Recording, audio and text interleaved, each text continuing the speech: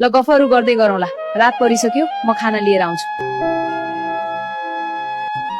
हजुरलाई खोइ त आमा, सबै सँगै बसेर खाऊ न।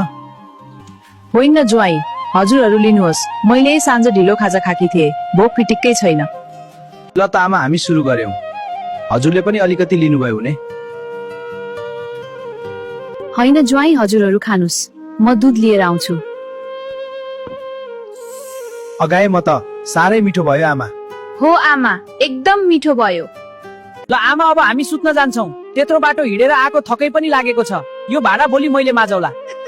ल ल, तिमीहरू जाऊ, म यिनी भाँडा भित्र राखेर सुत्छु।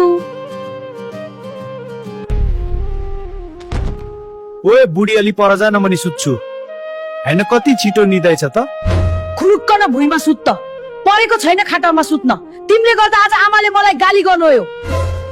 होइन, बौलाइस कि के हो त्यति सानो कुराको लागि मलाई भुइँमा सुताउने? मजाक पो गरेको त। ल आऊ सुत त।